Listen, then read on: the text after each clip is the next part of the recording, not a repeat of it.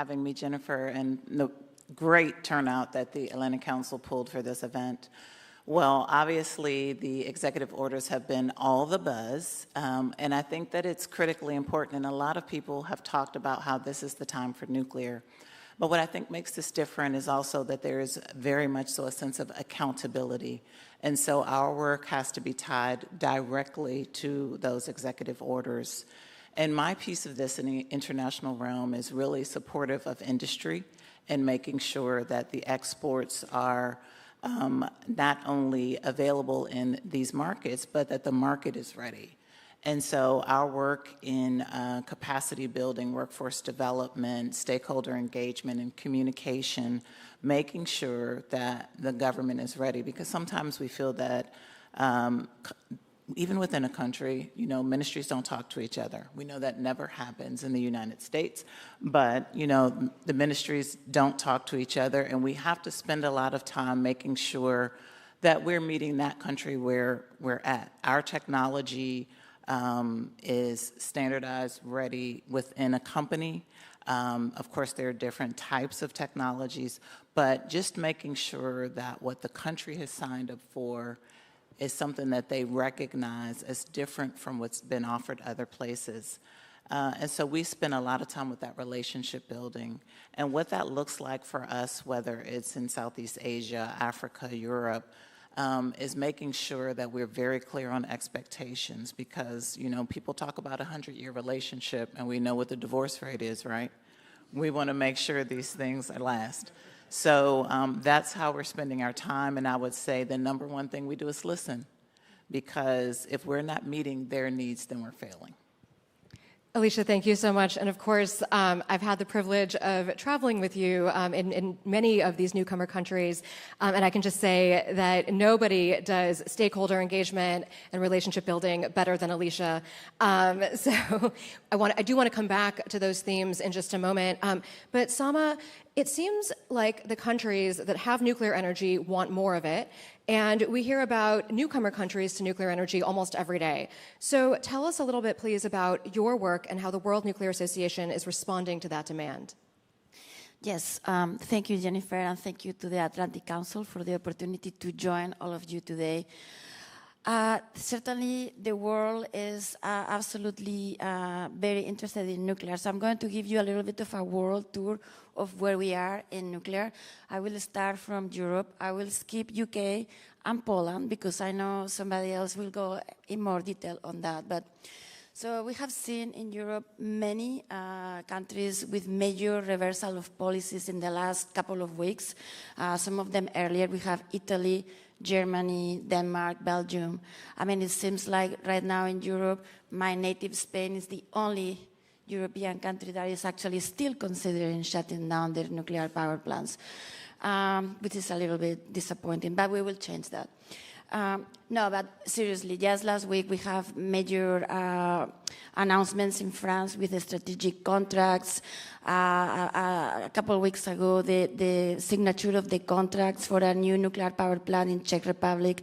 And then we have lots and lots of projects, large and small, in Sweden, in Finland, in Netherlands, Romania, Bulgaria, Hungary, Slovenia.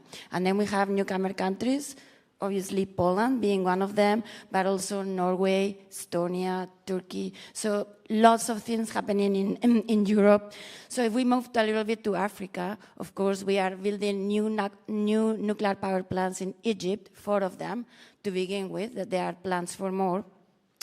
And in South Africa, we are actually not only extending the life of the current fleet, but we are planning to double that capacity, and also trying to regain the capabilities for the entire nuclear fuel cycle. This means enrichment capabilities, fuel fabrication, etc. In Central Asia, you also probably have heard very recent good news, lots of progress. Kazakhstan just announced, I believe on Monday, who is going to build their first and second nuclear power plant, starting immediately. Uzbekistan already has 2 or no, actually 6 small modular reactors under construction. I'm planning to actually also build large reactors. Mongolia, Kyrgyzstan, they are also moving in that direction. Then in the Middle East, of course, you have heard very many times throughout this conference the fabulous success story in the UAE, how we went from 0 to 25% capacity in less than 15 years. But we are trying to replicate that in Saudi Arabia with a lot of interest. And then we see how Qatar and Bahrain are also looking at nuclear for energy, but also for desalination. Then I'm moving very quickly towards the east. Of course, China, I don't have to tell you, they are building 6 to 10 reactors every year. Just a couple of weeks ago, or 3 weeks ago, we have 10 new reactors approved with a goal to have 150 gigawatts of total capacity by 2035, which is quite impressive. We see India, how they are proposing to have 100 gigawatts by 2047. Pakistan, they are getting new reactors built. In the last 3 years, we got 2 new reactors, 1 new one under construction. Bangladesh, another success story. We will see the first nuclear power plant in Bangladesh starting hopefully before the end of this year. So again, going from 0 to 10% of their power coming from nuclear in less than 10 years. So that's quite something. Then in the ASEAN countries, we have Singapore, we have Philippines, Malaysia, Vietnam, Indonesia. Some of these countries are at different levels of readiness. Philippines moving forward very quickly, but the other ones are also moving very quickly also. And of course, North America, we just heard Alicia telling us about the US, and you have heard about this for the last couple of days, so I won't tell you too much. Canada is also moving super quickly.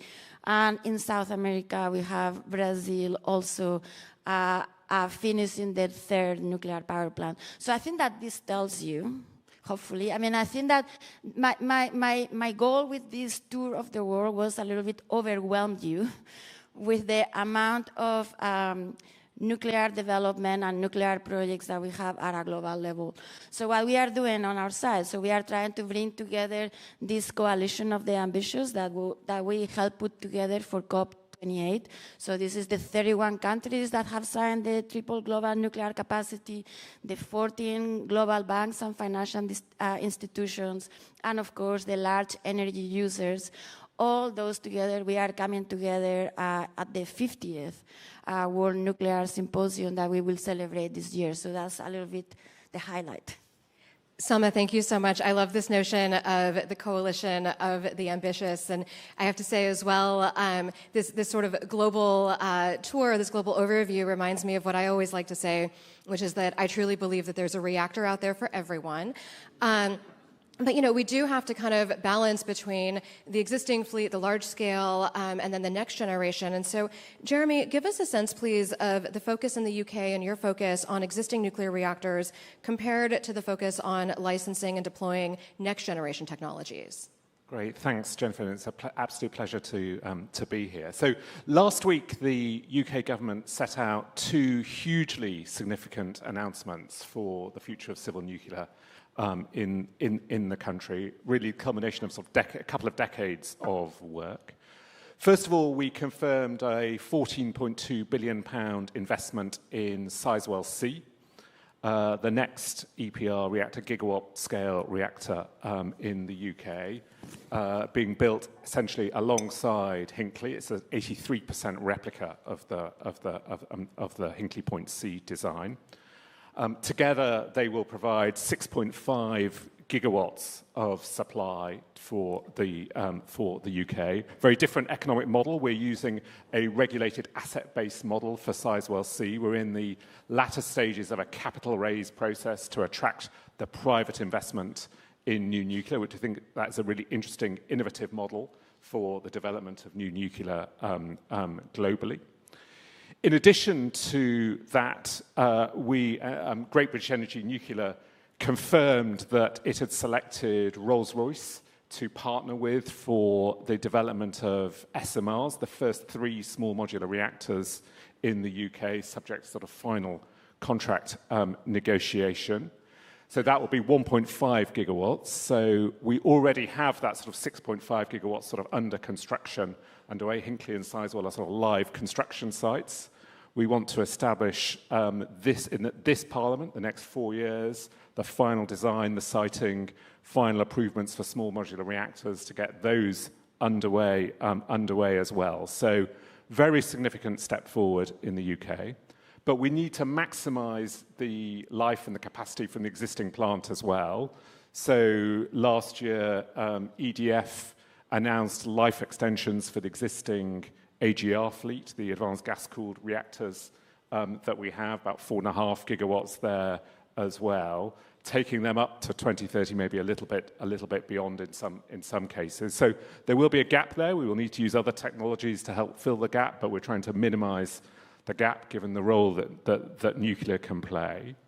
It's not just about deployment. Just the other thing I mentioned, we've got to get the regulatory regimes right around that. We've got a very big review underway to look at all aspects of regulation around civil nuclear, to what can we do to speed up the process. I think that is our biggest single challenge that we have here. I've said it's taken roughly 20 years in the UK to get to this point. We need to do that quicker. It's also about the jobs and growth benefits as well, really maximizing our use of the supply chain, another area where I think we can cooperate and think more globally. Jeremy, thank you so much. Georgette, you served as U.S. ambassador to Poland in the run-up to and during the signing of the Intergovernmental Agreement to cooperate on the development of a civil nuclear power program in Poland. Could you share with us what were some of the drivers that led to that agreement? Yes, thank you very much. It's fabulous to be here and be on the board of the Atlantic Council. I'm very proud of what you've been able to do here. Thank you. First and foremost, 70% of Poland's energy comes from coal. So obviously, that was a key factor. The other was they were their gas came from Gazprom in Russia. They knew way before us the threat that Russia was, and they wanted to diversify away from Russian gas. Nord Stream 2 was a big issue in Poland, excuse me, and so the fact that they wanted they had to find a way to get to the carbon neutral under the EU rules were really the driving factors there. The other thing is that their GDP, they're growing at twice the rate of Western Europe. In fact, they've just surpassed Japan in that metric. But I would say the biggest, what was the biggest impediment to what they were trying to do in nuclear was the financing. And now that's come a long way, but when you think that we signed this in 2019, the FEED study, and we are now in 2025, and now they're just working on the licenses, the design, et cetera. I mean, 6 years, we made very little progress. Right? And I think the important point to be made, and I think this may be a reality check, but while the United States of America is the largest nuclear producer, it took us 40 years to get there. China did it in the same, apples to apples, China did it in 10 years. All right. We are way behind this curve.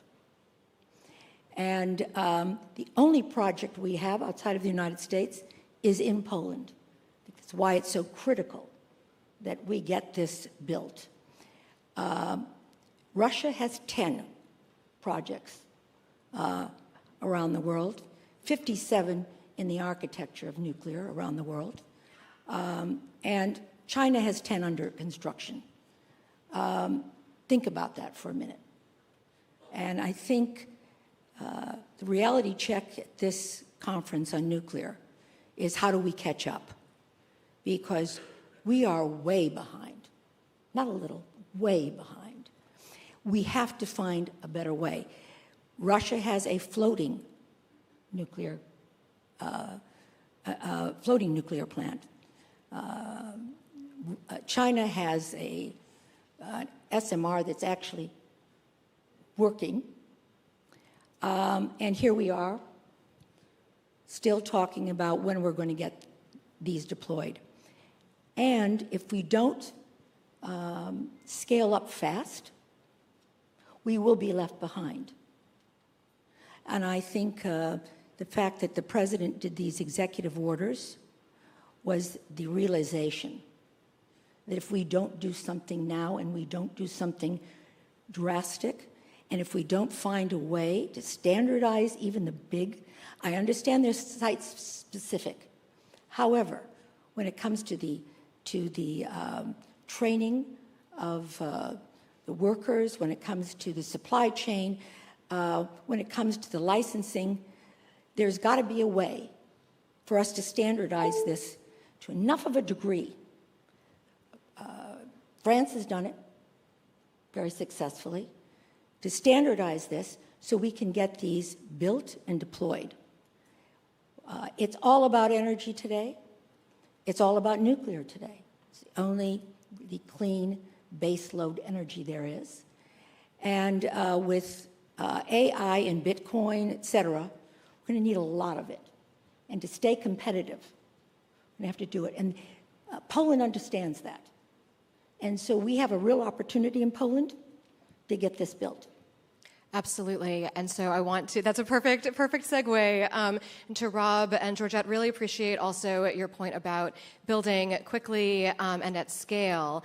And so, Rob, tell us please about Synthos Green Energy and your work on SMRs in Poland, but also in the broader region in Europe.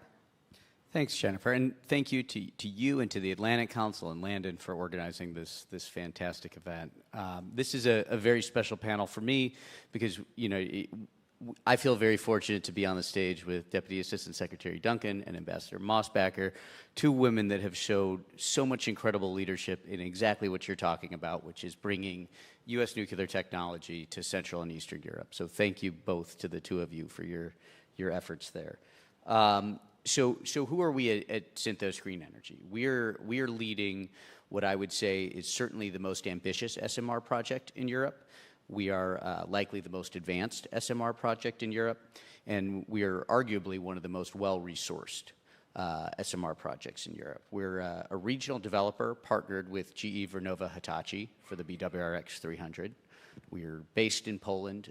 We're starting in Poland, but our ambition is much, much broader than that. So in Poland alone, right now we have what's known as decision in principle, which is the first kind of site-specific step from the Polish government at 6 separate sites where we're looking at 4 units each on those sites. So 24 300-megawatt units in Poland alone. But we're also invested in this entire process. So we are, along with TVA in Tennessee and OPG in Canada, we are co-invested in the standard design for the BWRX 300. So we're a plank holder in this technology, if you will.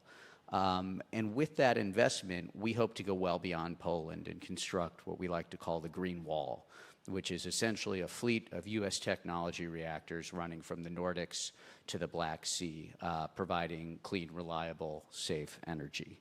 And what's the value that we add to this process, I think, is generally the next question. So obviously the technology, as I mentioned, from GE, well-known, standardized design for a 10th generation boiling water reactor. That's fantastic. And the ability of GE to help deploy at scale is really impressive and important to us.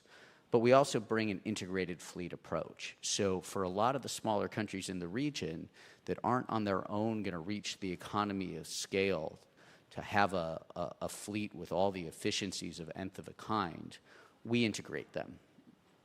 And we bring a lot of experience to the table, both our vast industrial experience at Synthos, and then with our very important joint venture partner, Orlen, which is, of course, the largest energy company in Central and Eastern Europe. Together, we've done a large number of major industrial and energy projects throughout the region. So we have a lot of experience in doing that.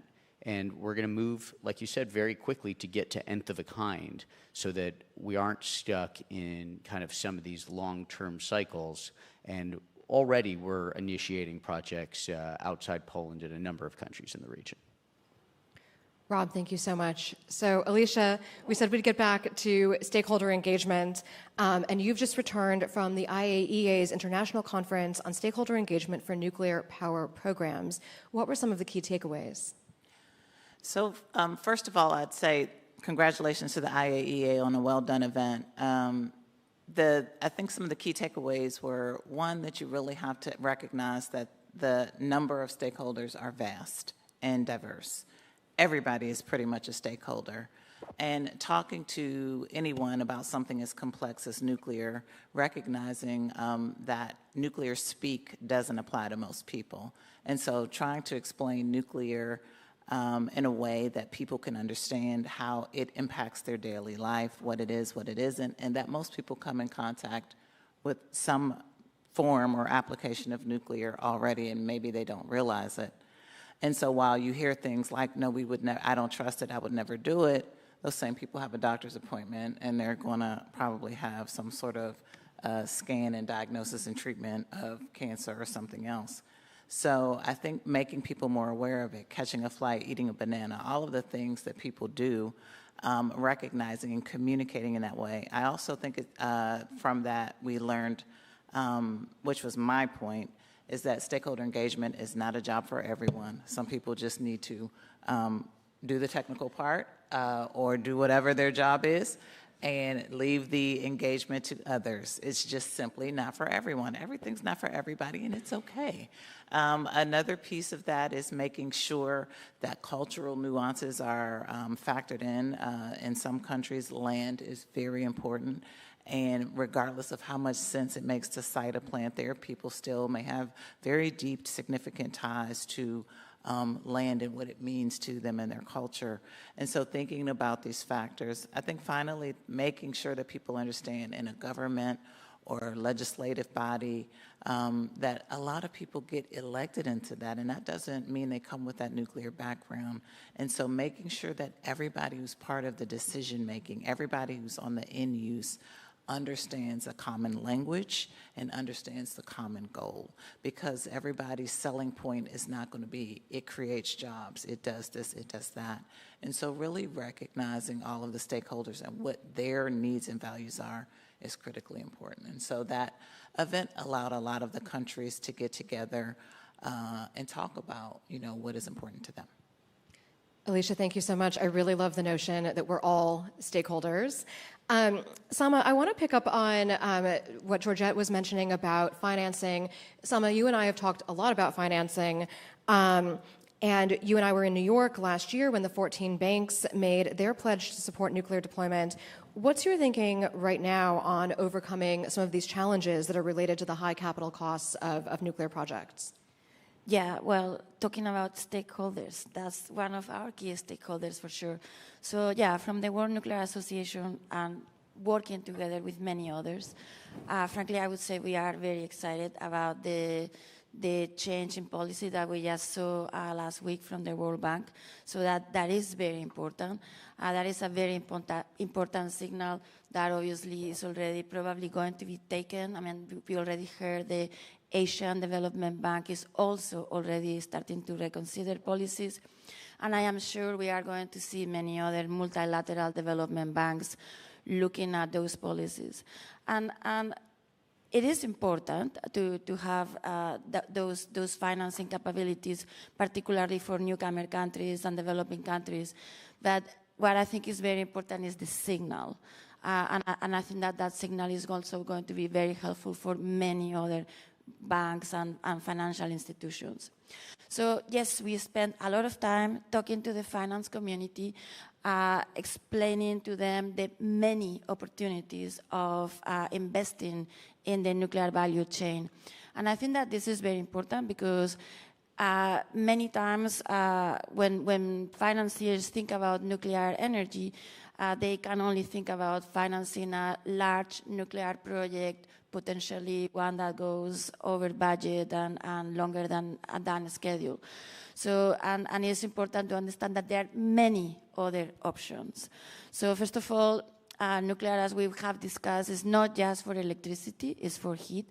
There are many applications to decarbonize the entire economy to help in decarbonize the entire economy using nuclear energy. So obviously from desalination, as I mentioned earlier, going through oil and gas, metallurgical industry, chemical industry, ceramic industry, sustainable aviation fuel, shipping, etc., etc., etc. So it is important to bring forth this entire ecosystem of opportunities. And when it comes about financing nuclear specifically, could be from exploration of uranium mining resources all the way to perhaps repowering a unit that was prematurely shut down, as we are seeing in the US, obviously long-term operation, and small modular reactors, large reactors, but also the entire supply chain. You don't have to, if we are going to do small modular reactors, as we are seeing, we are going to really need to have industrial capabilities as supply chain. This means pipes, pumps, bulbs, electronic devices, transformers, cranes, everything that you are going to need for all those projects, large and small, obviously not just for nuclear, but for nuclear in particular. So this is something that we've been doing a lot of work. But also, and I think that the UK is a good example of this, is talking to the finance community, so it's well understood the business case and the financial case for nuclear. Yes, nuclear energy, as many other low-carbon energy infrastructure assets, are capital intensive. Of course, we know this. At the same time, we are looking at an asset that is going to provide you very constant price, very stable, 24/7 carbon-free, abundant energy, electricity and heat for the next 60, 80, 100 years. So it is a matter of figuring out what are the right investors for that type of projects. Not everybody has investment timelines of 2 years. Somebody has investment timelines of 40, 60 more years. And then the last thing that I will say, which is incredibly important, and we've been doing a lot of work, but I think we need to do much more work together, is the other part of the financing equation, which is the revenue model. I mean, yes, financing is important. What is the revenue model? So we've been doing a lot of work on market design, market redesign, probably, trying to figure out how we can make sure that the price of energy is commensurate with the cost of producing it. And this includes the entire system. It's not just generation, it's transmission, distribution, ensuring that we have the stability and the entire infrastructure that is needed to deliver that energy. And the price of our electricity and energy today doesn't account for all that. And that's why we don't have signals to invest in any of those assets. So we really are working on that entire picture.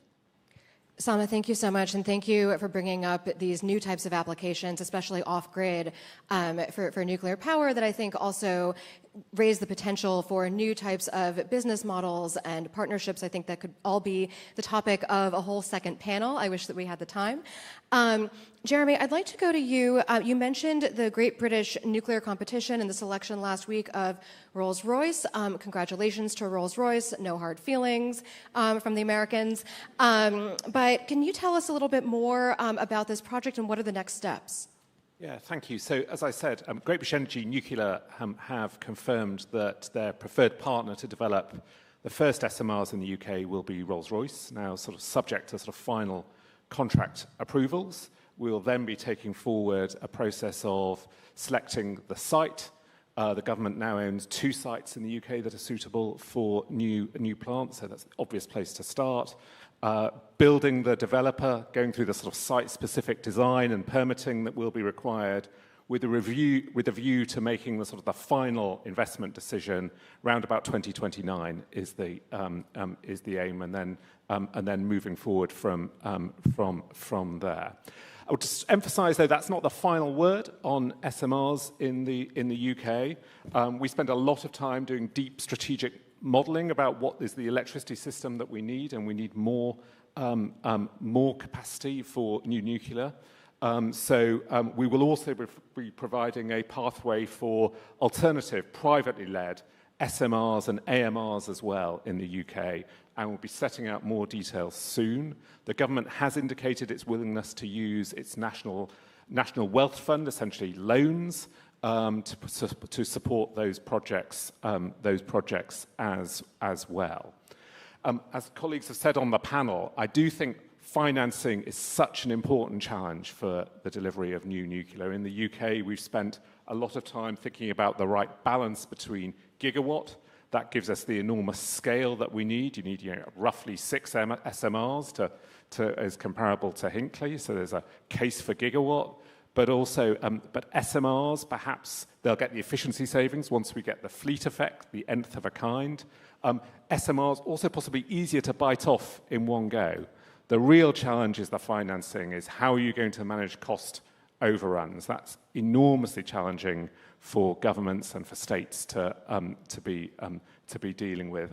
And that's potentially, over in the medium term, a case for SMRs. Thank you so much.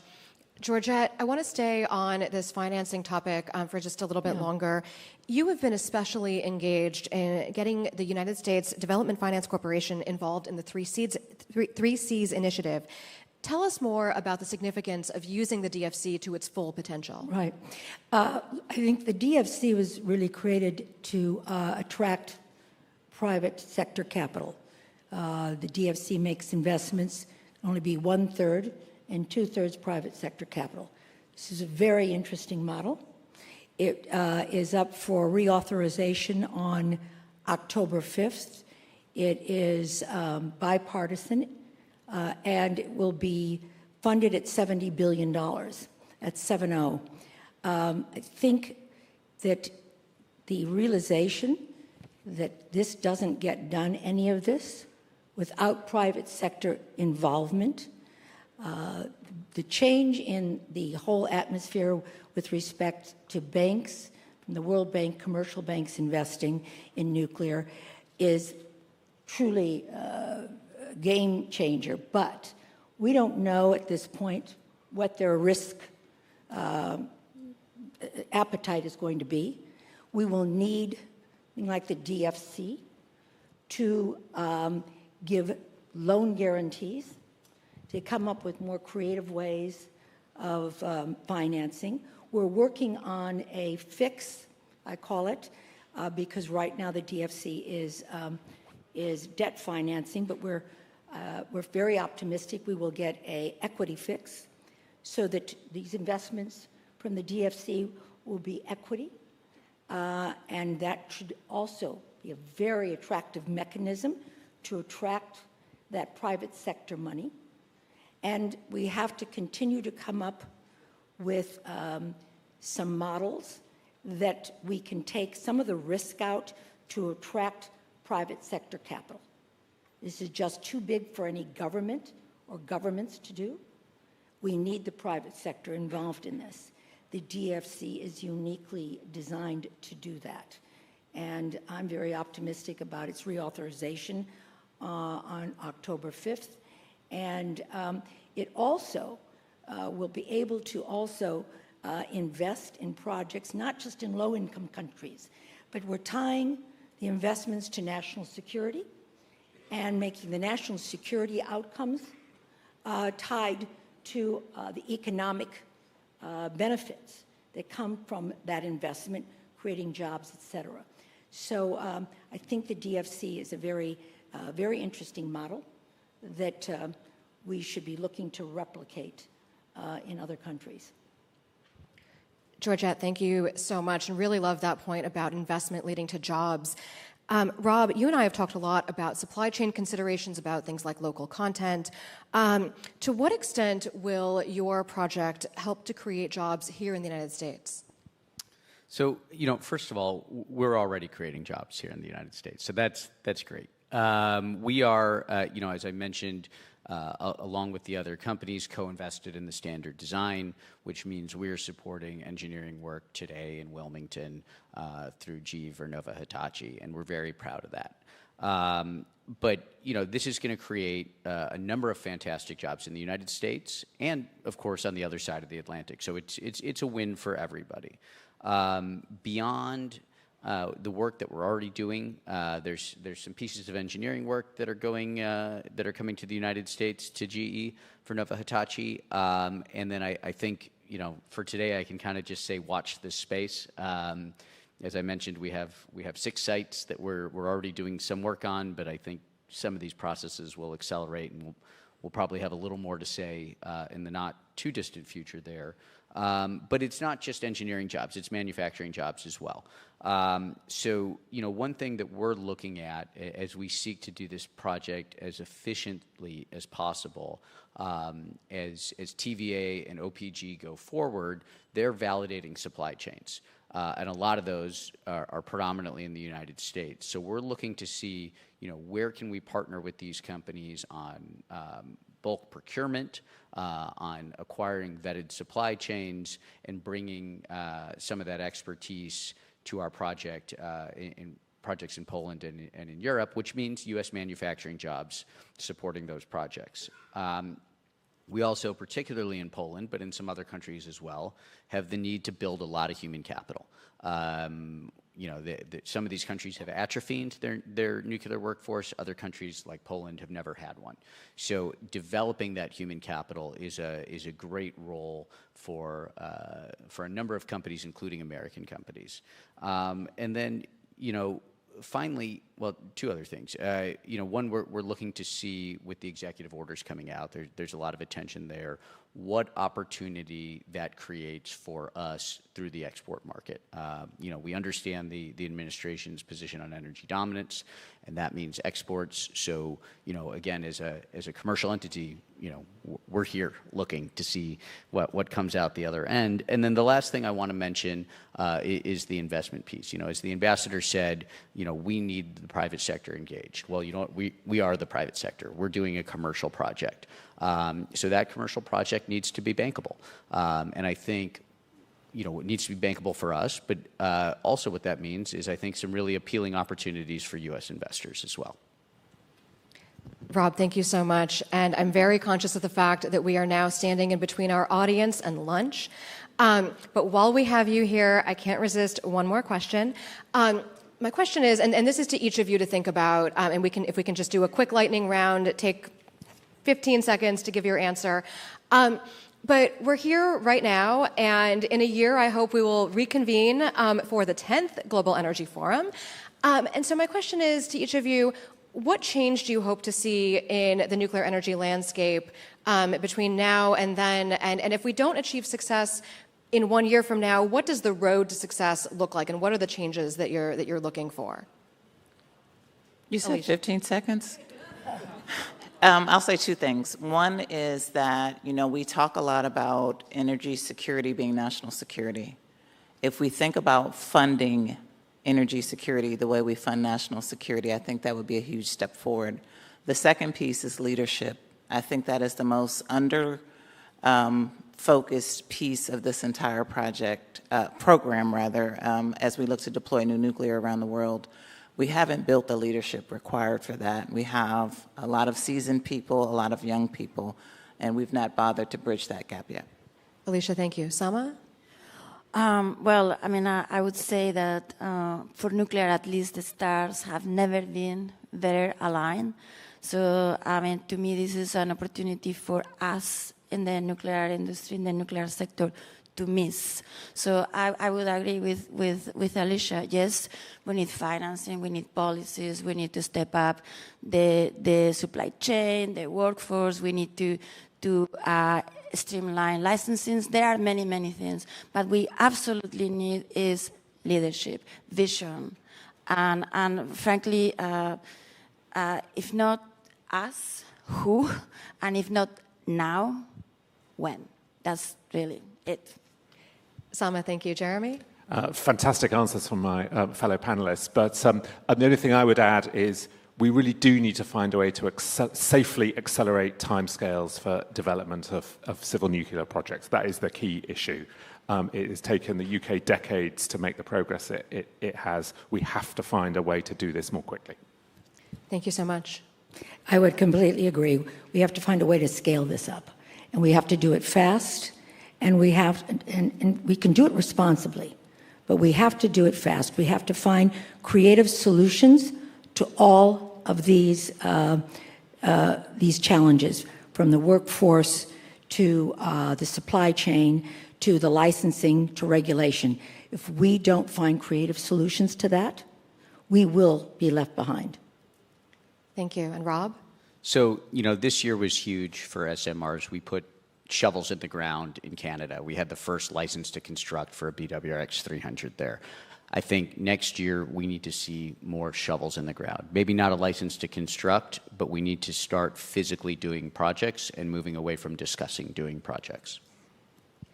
Well, thank you. And I love the answer on leadership. And I just want to say as well, thank you to the 5 of you for speaking on this panel, but thank you for your leadership in nuclear energy policy. I don't think we would be at this exciting moment that we're in today if it weren't for each of you. So please join me in thanking our panelists.